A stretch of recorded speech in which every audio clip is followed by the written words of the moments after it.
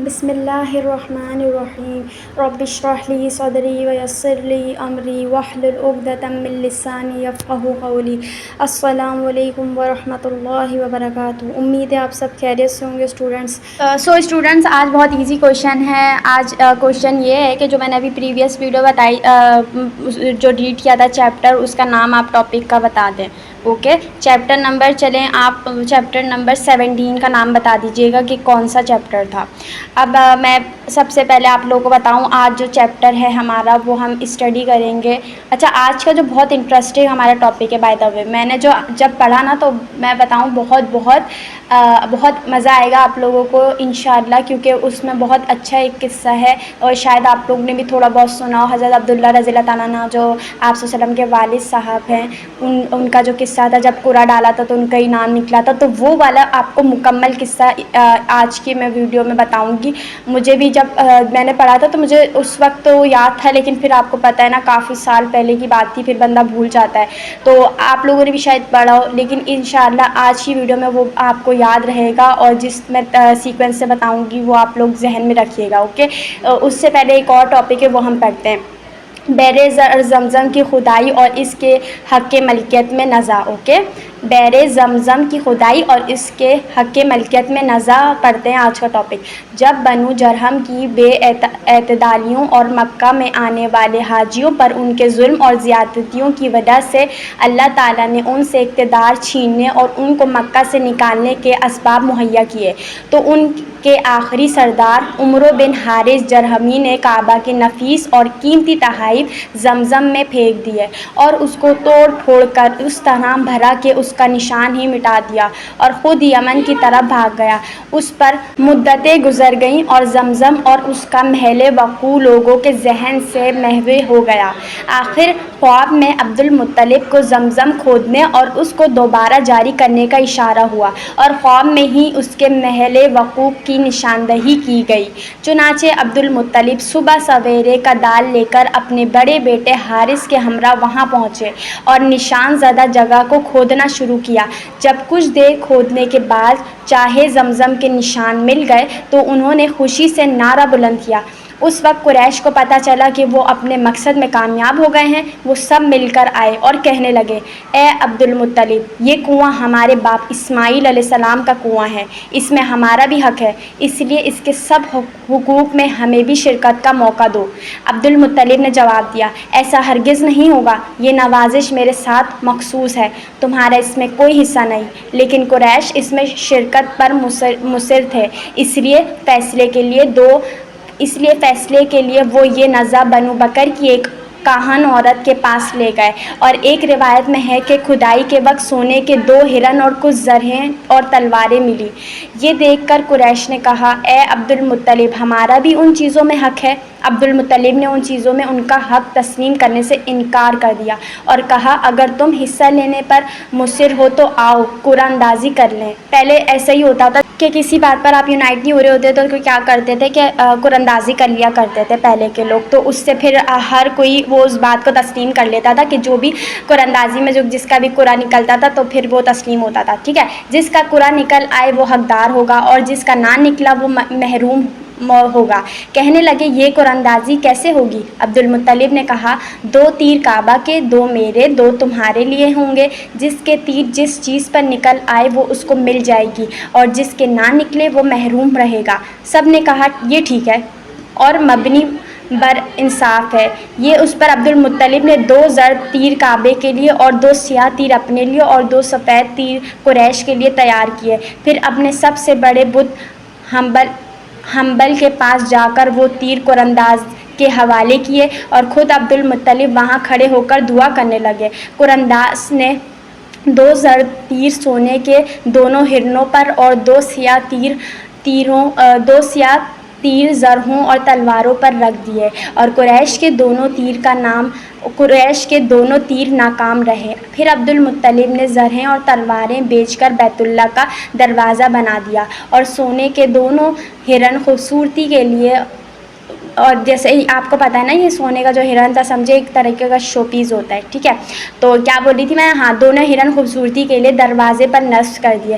کہتے ہیں یہ پہلا موقع ہے کہ بیت اللہ کو سونے کے ساتھ مزین کیا گیا، ٹھیک ہے. مطلب یہ پہلا موقع تھا.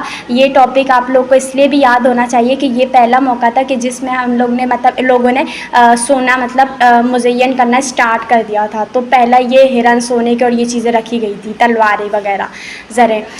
اچھا اب ہم پڑھتے ہیں اپنا نیکسٹ چیپٹر، ایک لڑکا ذبح کرنے کی نظر. یہ وہی حضرت عبد المطلب والا ان کے بیٹے کی بات ہو رہی ہے. مطلب یہ چھوٹا سا ہی، بس میں جلدی بتا دوں. بعد میں عبد المطلب نے پانی پینے کے لیے زمزم کو سب لوگوں کے لیے وقف کر دیا اور نظر مانی کہ اگر اللہ تعالیٰ انہیں 10 لڑکے عطا کرے جو ان کے لیے قوت کا ذریعہ اور دشمن کی مدافعت کا کامیاب علاج ہوں تو ایک لڑکا کعبے کے پاس ذبح کر دیں گے. تو اب یہ آئے گا آگے ڈیٹیل میں قصہ، ٹھیک ہے.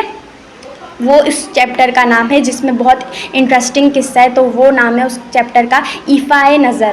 جب اللہ تعالیٰ نے عبد المطلب کو 10 لڑکے عطا کر دیے اور انہوں نے معلوم کیا کہ اب وہ کافی قوت کے مالک ہو گئے ہیں اور دشمن کا آسانی سے مقابلہ کر سکتے ہیں، تو انہوں نے سب لڑکوں کو جمع کیا اور ان کو اپنی نظر سے آگاہ کیا اور نظر پوری کرنے کی ترغیب دی. فرما بردار بیٹوں نے باپ کی مرضی کے سامنے سر تسلیم خم کر دیا اور پوچھا کہ اس کی صورت کیا ہوگی. انہوں نے کہا تم سب ایک ایک تیر پر اپنا اپنا نام لکھ کر لاؤ. جب سب نے اپنا اپنا نام لکھ کر تیر پیش کر دیے تو وہ ان سب کو لے کر حبل کے پاس آئے اور قرانداز کو اپنی نظر بتا کر کہا اس سے تیر لے کر قرا ڈالو. جس کے نام پر قرا نکلے گا نظر پوری کرنے کے لیے اس کو ذبح کر دیا جائے گا. عبد المطلب کو سب لڑکوں سے زیادہ عبداللہ سے محبت تھی. مطلب جو آپ صلی اللہ علیہ وسلم کے والد تھے عبداللہ، حضرت عبداللہ رضی اللہ تعالیٰ عنہ، ان سے بہت محبت تھی. اچھا ان کی آرزو تھی کہ قرا ان کے نام نہ نکلے. دیکھیں کتنے اچھی اس میں یہ جو قصہ آنے والا ہے نا بہت انٹرسٹنگ ہے، توجہ سے سنیں اور میں شاید اس میں سے سوال کروں اور یوں ان کی مشکل میں تخفیف ہو جائے. اس لیے جب قرانداز نے سب سے تیر لے کر قرا ڈالنے کی تیاری کی تو عبد المطلب حبل کے پاس کھڑے ہو کر اللہ تعالیٰ سے دعا کرنے میں مصروف ہوئے. قرانداز نے قرا ڈالا تو قرا عبداللہ کے نام نکلا. یہ دیکھ کر عبد المطلب نے نظر پوری کرنے کے لیے عبداللہ کا ہاتھ پکڑا اور چھری لے کر ان کو ذبح کرنے کے لیے اصاف اور نائلہ کے طرف چلا. مطلب دیکھیں یہ اس میں آپ کو یہ چیز نظر آ رہی ہے، ان کا ایمان دیکھیں، انہیں اتنے عزیز تھے. مطلب ایک اپنی پیاری چیز اللہ کی راہ میں قربان کرنے کے لیے جا رہے تھے، بس ان کا نام آ گیا پہلی بار میں ہی جانے لگ گئے تھے. اس سے یہ معلوم ہوتا ہے کہ پہلے کے لوگوں کا ایمان چیک کریں، ان کا لیول چیک کریں. سبحان اللہ.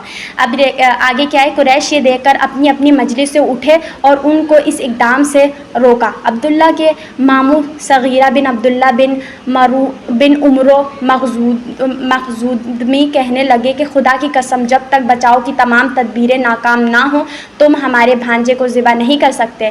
اگر اس کی جان بچانے کے لیے ہمیں اپنا سارا مال قربان کرنا پڑے تو ہم دریغ نہیں کریں گے. پھر وہ سب مل کر ایک کاہن عورت کے پاس گئے اور اس سے اس کا حل پوچھا. پہلے بھی ان سے ہی قراندازی کا پوچھا تھا، یاد ہو آپ کو شاید. اچھا وہ بولی ایک آدمی کے قتل کی تم کیا دعید دیتے ہو؟ سب نے بیک زباں کہا 10 اونٹ. اور اس وقت یہی دیر تھی. یہ سن کر وہ عورت بولی اب اپنے گھر واپس جاؤ اور اس بچے اور 10 اونٹوں پر قرا ڈالو. اگر قرا بچے کے نام نکلے تو 10 اونٹ زیادہ کر کے پھر قرا ڈالو. اسی طرح 10 اونٹ بھراتے جاؤ حتیٰ کہ تمہارا رب راضی ہو جائے. جب اونٹوں کے نام قرا نکلے تو ان کو ذبح کر دو اور سمجھو کہ رب راضی ہو گیا ہے اور تمہارے بچے کی جان بچ گئی ہے. چنانچہ وہ واپس آئے. عبد المطلب حبل کے پاس کھڑے ہو کر اللہ تعالیٰ سے دعا کرنے لگے اور قریش نے عبداللہ اور 10 اونٹوں پر قرا ڈالا تو قرا حضرت عبداللہ رضی اللہ تعالیٰ عنہ کے نام نکلا. پھر وہ 10 اونٹ بڑھاتے گئے اور قرا عبداللہ کے نام نکلتا رہا. جب انہوں نے 100 اونٹ کیے تو قرا اونٹوں کے نام نکلا. پھر انہوں نے مزید تسلی اور اطمینان کے لیے 3 دفعہ ایسا کیا تو 3 مرتبہ ہی اونٹوں پر کنواں نکلا، چنانچہ 100 اونٹ ذبح کر دیے گئے اور جو شخص جتنا چاہتا گوشت لے جاتا، کسی کے لیے ممانعت نہیں تھی۔ اس کے بعد نہ صرف قریش میں بلکہ سب عربوں میں 100 اونٹ دیت مقرر ہو گئی اور حضرت محمد صلی اللہ علیہ وسلم نے بھی اسلام میں اس کو بحال رکھا۔ ایک روایت میں آیا ہے کہ حضور صلی اللہ علیہ وسلم نے فرمایا، میں 2 ذبیحوں کا بیٹا ہوں۔ اس سے آپ صلی اللہ علیہ وسلم کی مراد حضرت اسماعیل علیہ السلام اور آپ صلی اللہ علیہ وسلم کے والد حضرت عبداللہ ہیں۔ امام حاکم نے اپنی کتاب